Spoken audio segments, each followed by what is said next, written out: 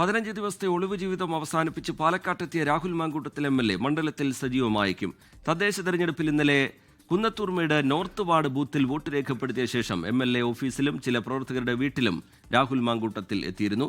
Rahul മാങ്കൂട്ടത്തിന്റെ MLA ഓഫീസിന് മുമ്പിൽ നിന്ന് ലാൽ കൃഷ്ണൻ വിവരങ്ങളുമായി ചേരുന്നുണ്ട്. ലാൽ, ഏതാണ്ട് 2 ആഴ്ചയോളം നീണ്ട ഒളിവ് ജീവിതം, അതിനുശേഷം രാഹുൽ മാങ്കൂട്ടത്തിൽ വെളിച്ചത്ത് വന്നിട്ടുണ്ട്. എന്താണ് ഇന്നത്തെ രാഹുൽ മാങ്കൂട്ടത്തിന്റെ നീക്കങ്ങൾ?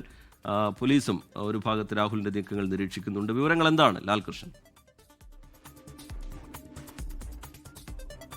ഇന്നലെ രാത്രിയോട് കൂടി അടൂരിലേക്ക് പോകും എന്നതായിരുന്നു പാലക്കാട് MLA രാഹുലിനെ സംബന്ധിച്ചുള്ള പ്രധാനപ്പെട്ട അഭ്യൂഹങ്ങളിലൊന്ന്. അദ്ദേഹം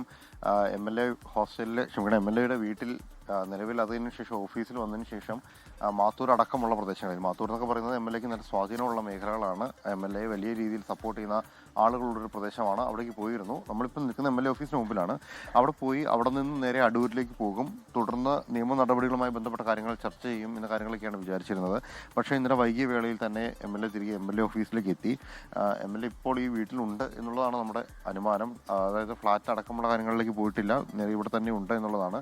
പക്ഷേ MLA കാണാൻ കഴിഞ്ഞിട്ടില്ല. ഇന്നും ഈ നഗരത്തിൽ തന്നെ MLA ഉണ്ടാകും. MLAയുടെ പരിപാടികൾ നഗരം കേന്ദ്രീകരിച്ചായിരിക്കും എന്നാണ് അറിയുന്നത്. പോലീസും നിലവിൽ MLA നോട്ട് ടു അറസ്റ്റ് ആയതുകൊണ്ട് തന്നെ അറസ്റ്റ് അടക്കമുള്ള നടപടികളിലേക്ക് പോകുന്നില്ല എന്ന കാര്യം അറിയിച്ചിട്ടുണ്ട്. പക്ഷേ ഇതുമായി ബന്ധപ്പെട്ടുകൊണ്ടുള്ള തുടർ നീക്കങ്ങൾ, അതായത് എങ്ങോട്ടാണ് രാഹുൽ മാങ്കൂട്ടം പോകുന്നത്, എന്തെല്ലാമാണ് രാഹുലിന്റെ നീക്കങ്ങൾ എന്ന കാര്യം പരിശോധിക്കുന്നുണ്ട്. അതുമാത്രമല്ല, ഈ 15 ദിവസത്തോളം രാഹുൽ വീട്ടിൽ പോയിട്ടില്ല, അമ്മയെ കണ്ടിട്ടില്ല എന്ന കാര്യങ്ങളൊക്കെ ഉള്ളതുകൊണ്ട് അടൂരിലേക്ക് പോകുമെന്ന കാര്യം കൂടി അഭ്യൂഹമായി തന്നെ നിലനിൽക്കുന്നുണ്ട്. ഇന്ന് അടൂരിലേക്ക് പോകും എന്ന കാര്യമാണ് അറിയിച്ചിരിക്കുന്നത്. പാലക്കാടുള്ള പോലീസിനെ സംബന്ധിച്ച് നമ്മൾ വിളിച്ചന്വേഷിച്ച സമയത്ത് അവർ പറഞ്ഞത് അറസ്റ്റോ അല്ലെങ്കിൽ രാഹുലിനെ കസ്റ്റഡി എടുക്കുന്ന അടക്കമുള്ള കാര്യങ്ങളോ ഉണ്ടാകില്ല എന്നുള്ളതാണ്. കേസ് നടക്കുന്നത് തിരുവനന്തപുരത്തായതുകൊണ്ട് തിരുവനന്തപുരം പോലീസിന് മുന്നിൽ ഹാജരായി ജാമ്യം എടുക്കുന്ന അടക്കമുള്ള കാര്യങ്ങളിലേക്ക് നീങ്ങും എന്ന കാര്യമാണ് നിലവിൽ അറിയാൻ കഴിഞ്ഞത്. പ്രാദേശികമായിട്ടുള്ള പ്രവർത്തകരെ അടക്കമുള്ളവരെ കണ്ട ശേഷമായിരിക്കും ഇന്നത്തെ രാഹുലിന്റെ മറ്റു പരിപാടി.